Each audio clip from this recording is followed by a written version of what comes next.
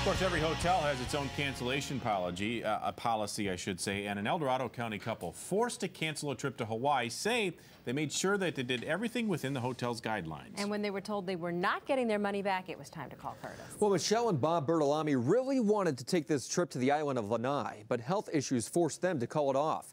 And when they asked for their $700 deposit back, the owner told them no. That truck machine. Mixing up pina coladas and hanging out with her dog Kona. Come on, Kona, let's go. That's the closest Michelle and Bob Bertolami can get to a Hawaiian getaway. I fell in love, as anybody would once you see the islands. And after their Maui trip in 2005, Bob decided to surprise Michelle with a week-long trip to Lanai. In 2007, booking a stay at Hotel Lanai. I said, let's go somewhere where you can just relax and where we can just sit under a palm tree. But both had health problems, forcing them to postpone the trip. The hotel's policy allows cancellations and refunds of your deposit minus a small fee, but the Bertolamis opted to reschedule instead.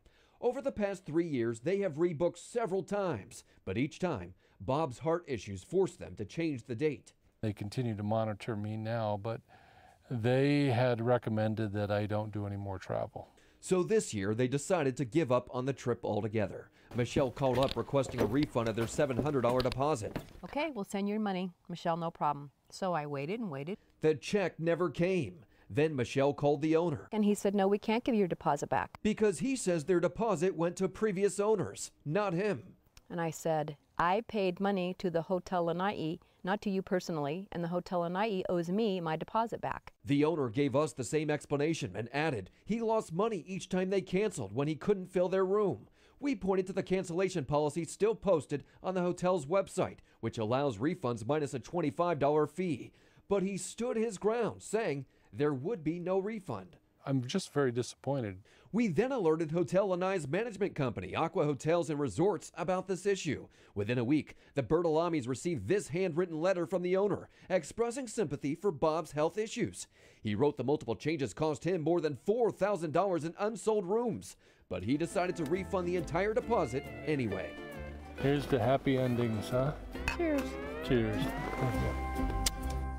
And the Bertolamis say when Bob's health improves, they'd still like to visit Hotel Lanai. So what about the owner's argument the deposit was paid to the old owners so he wouldn't refund it? Well, we've run into this before. A contract attorney told us it all depends on the sale agreement. If the new owners do not take on all liability, you may have to find the old owners to get your money back.